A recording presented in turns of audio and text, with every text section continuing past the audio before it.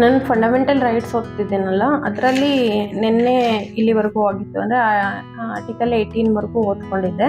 ನಾನು 7 ಪೇಜಸ್ ಅಂದರೆ fundamental rights notes ಆಗಿದೆ ಅಷ್ಟೇ. ಯಾವ ಕನ್ನಡ ಬುಕ್ಕಲ್ಲೂ ಕೂಡ ಈ ಪಾಯಿಂಟ್ಸ್ನ ಕೊಟ್ಟಿಲ್ಲ.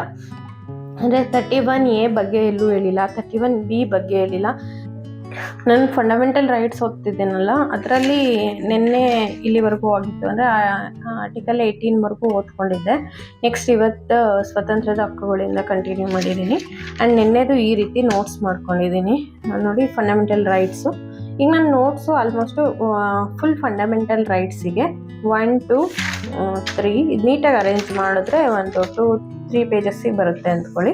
ಆ್ಯಂಡ್ ಇವತ್ತು ಓದಿದ್ದು ಇದು ಆರ್ಟಿಕಲ್ 19ಇಂದ ಓದ್ಕೊಂಡೆ ಅಲ್ಲ. ಸೊ ಇದು ಒಂದು ಪೇಜು ಈ ರೀತಿ ಆರ್ಟಿಕಲ್ 19 ಈ ರೀತಿ ನೋಟ್ಸ್ ಮಾಡಿಕೊಂಡೆ. ಇಂಪಾರ್ಟೆಂಟ್ ವರ್ಡ್ಸ್ ರೀತಿ ತೊಗೊಂಡಿದ್ದೀನಿ. ಅಂದರೆ ಲಾಸ್ಟ್ ಮಿನಿಟ್ ರಿವಿಷನ್ಸ್ಗೂ ಕೂಡ ಯೂಸ್ ಆಗಬೇಕು, ಮತ್ತು ಬುಕ್ಕು ತೆಗಿಯೋ ಅವಶ್ಯಕತೆ ಇಲ್ಲ ಅನ್ನಂಗೆ. ಸೊ ಅದೊಂದು 3 ಪೇಜಸ್ಸು. ಇಲ್ಲಿ 1 2 3 4 5 ಆ್ಯಂಡ್ 6 7 ಪೇಜಸ್ಸು. ನಾನು ಆರ್ಟಿಕಲ್ 32 ಮಾತ್ರ ಬಿಟ್ಟಿದ್ದೀನಿ, ಯಾಕಂದರೆ ಇದು ಅಂದರೆ ABS ಕಾರ್ಪಸ್ಸು ಕೋವರೆಂಟ್ ಇದು ರಿಟ್ಸ್ ಎಲ್ಲ ಬರುತ್ತಲ್ಲ ಅದು. ಸೊ ಅದನ್ನು ಡೈರೆಕ್ಟ್ ಬುಕ್ಕಿಂದನೇ ಓದೋಣ ಅಂತ ಇದು ನೋಟ್ಸ್ ಮಾಡ್ಕೊಂಡಿಲ್ಲ. ಅದು ಈಸಿ ಇದೆ ಅಂತ ಹೇಳಿ ಅದನ್ನು ಮಾಡ್ಕೊಂಡಿಲ್ಲ. ನಾನು 7 ಪೇಜಸ್ಸು ಅಂದರೆ ಫಂಡಮೆಂಟಲ್ ರೈಟ್ಸ್ ನೋಟ್ಸ್ ಆಗಿದೆ ಅಷ್ಟೇ. ಸೊ ಇವತ್ತು ಓದ್ಕೊಂಡಿದ್ದು ಇದು ನಾನು ಆರ್ಟಿಕಲ್ 19 ಏನೇನು ಹೇಳುತ್ತೆ, ವಾಕ್ ಸ್ವಾತಂತ್ರ್ಯದಕ್ಕೂ, ಶಾಂತಿಯಾಗಿ ಸಭೆ ಸೇರ್ಬೋದು, ಈ ರೀತಿ ಜಸ್ಟ್ ವರ್ಡ್ಸ್ನ ನಾನು ಇದು ಮಾಡ್ಕೊಂಡಿದ್ದೀನಿ. ಇಷ್ಟು ಓದಿದ್ರೆ ಸಾಕಾಗುತ್ತೆ, ಮತ್ತೆ ಬುಕ್ ನೋಡೋ ಅವಶ್ಯಕತೆ ಇಲ್ಲ, ಮತ್ತೆ ನಾನು ಓದೋದು ಇಲ್ಲ. ಎಕ್ಸಾಮ್ಗೆ ಇದನ್ನೇ ರಿವಿಷನ್ ಮಾಡೋದು ನಾನು.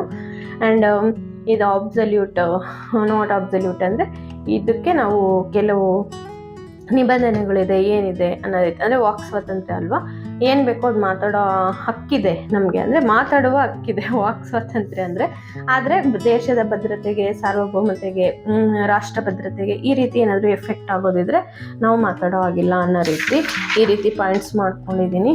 ಆ್ಯಂಡ್ ಆರ್ಟಿಕಲ್ 20 ಅಂದರೆ ಏನು ಹೇಳುತ್ತೆ, ಅಪರಾಧಿಗಳ ರಕ್ಷಣೆ, ಕ್ಲಾಸ್ 1 ಏನು ಹೇಳುತ್ತೆ, 2 ಏನು ಹೇಳುತ್ತೆ, 3 ಹೇಳುತ್ತೆ, ಇಷ್ಟಾದರೆ ಸಾಕು, ಮತ್ತೆ ಬುಕ್ ಓದೋದು ಬೇಡ ಅಂತ. ಮತ್ತು ಆರ್ಟಿಕಲ್ 21 ಈ ರೀತಿ. ಆ್ಯಂಡ್ ಇದು ಸ್ವಲ್ಪ ಕೇಸ್ ಮೇನ್ಸ್ ಲೆವೆಲಿಗೆ ಬೇಕಾಗುತ್ತೆ, ಅಥವಾ ಕೇಸ್ ಪ್ರಿಲಿಮ್ಸಲ್ಲಿ ಈ ರೀತಿ ಕೇಳ್ಬೋದು. ಬಟ್ ಜಸ್ಟು 1 ಪೇಪರು ಅಥವಾ KEA C ಗ್ರೂಪ್ ಲೆವೆಲ್ಗೆ ಸ್ವಲ್ಪ ಬರ್ಬೋದು, ಬರ್ದೇನೂ ಇರ್ಬೋದು. ಬಟ್ ನಾನು ಮಾಡ್ಕೊಂಡಿದ್ದೀನಿ ಅಷ್ಟೇ, ಮತ್ತೇನು ಮಿಸ್ ಔಟ್ ಆಗೋದು ಬೇಡ ಅಂತ.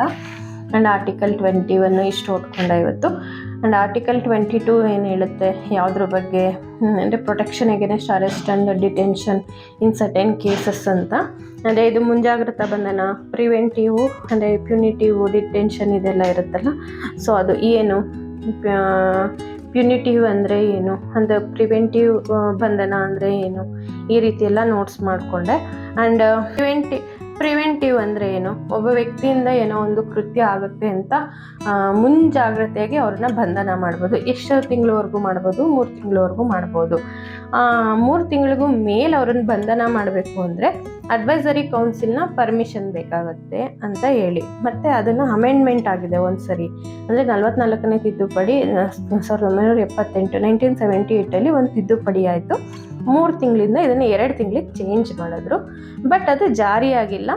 ಈಗಲೂ ಜಾರಿಲಿರೋದೇನಂದರೆ 3 ಮಂತ್ಸೇ ಜಾರಿಲಿದೆ ಈ ರೀತಿ. ಅಂದರೆ ಶಾರ್ಟ್ ನೋಟ್ಸ್ನ ನಾನು ತೋರಿಸ್ತಾ ಇದ್ದೀನಿ. ನಾನು ಆರ್ಟಿಕಲ್ 23 ಏನು ಹೇಳುತ್ತೆ ಅಂತ, ದೌರ್ಜನ್ಯದ ಹಕ್ಕು, ಅಕ್ರಮ ಮಾರಾಟ, ಈ ರೀತಿ ಅಂದರೆ ಜೀತ ಪದ್ಧತಿ, ಇವನ್ನೆಲ್ಲನೂ ತಡೆಗಟ್ಟು ಅಂತ ಆರ್ಟಿಕಲ್ ಇದು. ಸೊ ಈ ರೀತಿ ನೋಟ್ಸ್ ಮಾಡಿಕೊಂಡೆ. ಆ್ಯಂಡ್ ಆರ್ಟಿಕಲ್ 24 ಏನು ಹೇಳುತ್ತೆ, ಏನು ಚಿಲ್ಡ್ರನ್ಸ್ ಬಗ್ಗೆ, ಅಂದರೆ ಬಾಲ ಕಾರ್ಮಿಕ ಪದ್ಧತಿ ವಿರೋಧಿ ಅಲ್ವ ಇದು. 14 ಇಯರ್ಸ್ ಕೆಳಗಡೆ ಯಾರಿರ್ತಾರೆ ಅವ್ರ ಹತ್ರ ಏನು ಕಾರ್ಖಾನೆಗಳಲ್ಲಿ ಹಜಾರ್ಡಸ್ ವರ್ಕಲ್ಲಿ ಕೆಲಸ ಮಾಡಿಸಂಗಿಲ್ಲ. ಅದೇನಾದ್ರು ಲಾಸ್ ತಂದಿದೆಯಾ ಅದಕ್ಕೆ, ಅಂದರೆ child labour prohibition regulating act 1986 ತಂದಿತ್ತು. ಆದರೆ ಇದನ್ನು 2016 ಅಮೆಂಡ್ಮೆಂಟ್ ಮಾಡಿದೆ. ಯಾವುದಕ್ಕೆ, ಅದು ನೇಮ್ ಚೇಂಜ್ ಮಾಡಿದೆ ಅಷ್ಟೇ, ಅಮೆಂಡ್ಮೆಂಟ್ ಅಲ್ಲ. ಮಕ್ಕಳ ಮತ್ತು ಬಾಲ ಕಾರ್ಮಿಕ ಅಂದರೆ ಬಾಲಕಾರ್ಮಿಕ ಅನ್ನೋ ವರ್ಡ್ ಸೇರಿಸಿದೆ, ಇದರಲ್ಲಿ ಇರಲಿಲ್ಲ ಮುಂಚೆ, ಸೊ ಇದರಲ್ಲಿ ಸೇರಿಸಿದೆ ಅಂತ ಹೇಳ್ಬಿಟ್ಟು ಇದನ್ನೊಂದು ನೋಟ್ಸ್ ಮಾಡಿಕೊಂಡೆ. ಅಂದರೆ ಈ ಪಾಯಿಂಟ್ಸ್ ಎಲ್ಲ ಏನಕ್ಕೆ ಅಂದರೆ ಮತ್ತೆ ಇದನ್ನು ಓದಬಾರ್ದು ಬುಕ್ಕಲ್ಲಿ, ಮತ್ತೆ ಇಷ್ಟು ದೊಡ್ಡ ಬುಕ್ ತೆಗೆದು ಓದೋದು ಬೇಡ. ಈಗ ಆಲ್ರೆಡಿ 2 to 3 days ಸ್ಪೆಂಡ್ ಮಾಡಿದ್ದೀನಿ ಮೂಲಭೂತ ಹಕ್ಕುಗಳ ಮೇಲೆ, ಸೊ ಮತ್ತೆ ಅದೇ ಆದರೆ ಕಷ್ಟ ಆಗುತ್ತೆ, ಎಕ್ಸಾಮ್ಸ್ ಟೈಮಲ್ಲಿ ರಿವಿಷನಿಗೆ ಕಷ್ಟ ಆಗುತ್ತೆ ಅಂತ. ಮತ್ತು ಮಕ್ಕಳ ಹಕ್ಕುಗಳ ಸಂರಕ್ಷಣಾ ಕಾಯ್ದೆ 2005 ತಂದರೆ ಈ ರೀತಿ ನೋಟ್ಸ್ಗಳು. ಆ್ಯಂಡ್ ನೋಡಿ ಇದು ಧಾರ್ಮಿಕ ಸ್ವಾತಂತ್ರ್ಯದ ಹಕ್ಕು ಅಂತ ಇದೆಯಲ್ಲ, ಅದೇ 25 to 28. 25 ಆರ್ಟಿಕಲ್ ಏನು ಹೇಳುತ್ತೆ, ವೈಯಕ್ತಿಕವಾಗಿ ಅಂದರೆ ಒಬ್ಬ ವ್ಯಕ್ತಿ ಯಾವುದೇ ಧರ್ಮ ತನ್ನ ಮನಸ್ಸಾಕ್ಷಿಗೆ ಇಷ್ಟ ಆಗುವಂತೆ ಯಾವುದೇ ಧರ್ಮನ ಪಾಲಿಸ್ಬೋದು. ಅದಕ್ಕೆ ಕೆಲವು ಎಕ್ಸೆಪ್ಷನ್ಸ್ ಇದೆ, ಅಂದರೆ ಅದು ಏನು ಯಾವ ಧರ್ಮ ಬೇಕಾದ್ರೂ ಫಾಲೋ ಮಾಡಬಹುದು, ಆದರೆ ಸಾರ್ವಜನಿಕವಾಗಿ ಯಾವುದೇ ತೊಂದರೆ ಮಾಡಬಾರ್ದು. ಮತ್ತು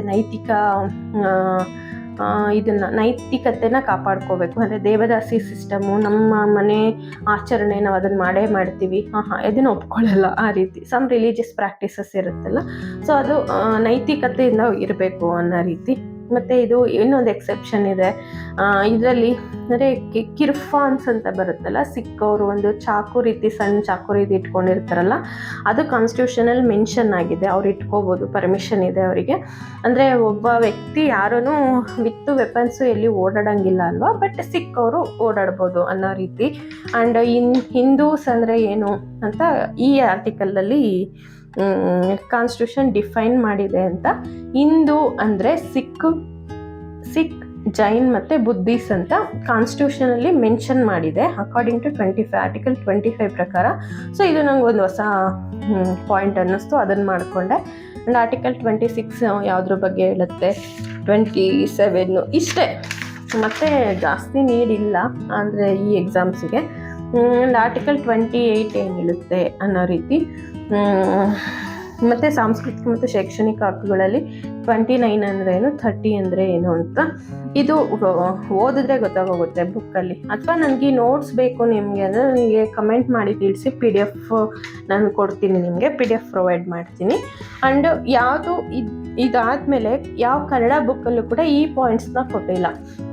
ಅಂದರೆ 31A ಬಗ್ಗೆ ಎಲ್ಲೂ ಹೇಳಿಲ್ಲ, 31B ಬಗ್ಗೆ ಹೇಳಿಲ್ಲ, 31C ಬಗ್ಗೆ ಯಾವುದು ಕನ್ನಡ ಆಥರ್ ಬುಕ್ಕಲ್ಲಿ, ಅಂದರೆ ಇದು ಗಂಗಾಧರ್ ಅವ್ರ ಬುಕ್ಕಲ್ಲಿ ಈ ಪಾಯಿಂಟ್ಸ್ ಇಲ್ಲ. ಸೊ ನಾನು ಇದನ್ನು ಇದು ಲಕ್ಷ್ಮೀಕಾಂತ್ ಅವ್ರ ಬುಕ್ಕಲ್ಲಿ ಓದ್ಕೊಂಡು ನನಗೆ ಅರ್ಥ ಆಗೋ ರೀತಿ ನೋಟ್ಸ್ ಮಾಡ್ಕೊಂಡಿದ್ದೀನಿ ಇದನ್ನು. ಅಂದರೆ ಇದು ಕೆಲವು ಎಕ್ಸೆಪ್ಷನ್ಸ್ ಇದೆ, ಇದು ನೋಡಿ ಬೇಕಾದ್ರೆ ಇದು ಚರ್ಚೆ ಆಗ್ತಿದೆ ಈಗ. 9ನೇ ಅನುಸೂಚಿಯಲ್ಲಿರುವ ಯಾವುದೇ ಕಾನೂನು ಇದ್ದರೂ ಕೋರ್ಟ್ ಪ್ರಶ್ನಿಸುವಂತಿಲ್ಲ. ಅಂದರೆ ಜುಡಿಷಿಯಲ್ ರಿವ್ಯೂ 9ನೇ ಅನುಸೂಚಿ ಇಲ್ಲ ಅನ್ನೋದು ಅರ್ಥ. ಈಗ 56% ರಿಸರ್ವೇಷನ್ ಬಗ್ಗೆ ಕೇಸ್ ನಡೀತಾನೆ ಇದೆ, ನಿಮಗೆ ಗೊತ್ತೇ ಇದೆಯಲ್ಲ. ಸೊ ಅದನ್ನು ಇನ್ ಕೇಸ್ ಏನಾದರೂ ಅದು 9ನೇ ಅನುಸೂಚಿ ಇಲ್ಲ, ಅವ್ರು ಕಾನೂನು ಮಾಡಿ 56% ರಿಸರ್ವೇಷನ್ ಅಂತ ಹೇಳ್ಬಿಟ್ಟು ಇದರಲ್ಲಿ ಕಾನೂನು ಮಾಡಿದರೆ ಯಾವ ನ್ಯಾಯಾಂಗನೂ ಕೂಡ ಅದನ್ನು ಕೇಳೋಂಗಿರಲಿಲ್ಲ. ಸೊ ಆ ರೀತಿ ಪ್ರಾವಿಷನ್ ಇದನ್ನು ಕನ್ನಡ ಬುಕ್ಸಲ್ಲಿ ಮೆನ್ಷನ್ ಮಾಡಿಲ್ಲ. ಸೊ ಇದನ್ನೊಂದು ಇಂಪಾರ್ಟೆಂಟಾಗಿ ನೋಡ್ಕೋಬೇಕಾಗತ್ತೆ ನೀವು. ಮತ್ತು ಇದೊಂದು 31C ಇದು ಕೂಡ ಎಲ್ಲೂ ಮೆನ್ಷನ್ ಆಗಿಲ್ಲ. ಇದಿಷ್ಟು ಡೀಟೇಲಾಗಿ ನಾನು ನೋಟ್ಸ್ ಮಾಡಿಕೊಂಡೆ. ಇಷ್ಟ ಆಗಿದೆ ಅಂದ್ಕೊತೀನಿ ಈ ವಿಡಿಯೋ ನಿಮಗೆ. ನೆಕ್ಸ್ಟು ನಾಳೆ ಏನು ಓದ್ಕೊತೀನಿ, ನನ್ನ ನೋಟ್ಸ್ ಯಾವ ರೀತಿ ಮಾಡ್ಕೊತೀನಿ, ಯಾವುದೇ ಯೂಸ್ ಆಗ್ತಿದೆ ಅಥವಾ ನಾನು ಏನೇನು ತಪ್ಪು ಮಾಡಿದೆ ಅಂತೇಳಿ ನೆಕ್ಸ್ಟು ವೀಡಿಯೋಸಲ್ಲಿ ಹೇಳ್ತೀನಿ ನಾನು. ಸೊ ಚಾನಲ್ ಸಬ್ಸ್ಕ್ರೈಬ್ ಮಾಡ್ಕೊಂಡು ಫಾಲೋ ಮಾಡ್ತೀರಿ. ನೆಕ್ಸ್ಟ್ ಇದೇ ರೀತಿ ಇನ್ಫಾರ್ಮೇಷನ್ ನಿಮ್ಗೆ ಸಿಗ್ತಿರುತ್ತೆ. ನಿಮ್ಮ ಎಕ್ಸಾಮ್ಗೆ ನಿಮ್ಗೆ ಒಳ್ಳೆಯದಾಗಲಿ. Thank you sir. Thanks for watching. Thank you so much.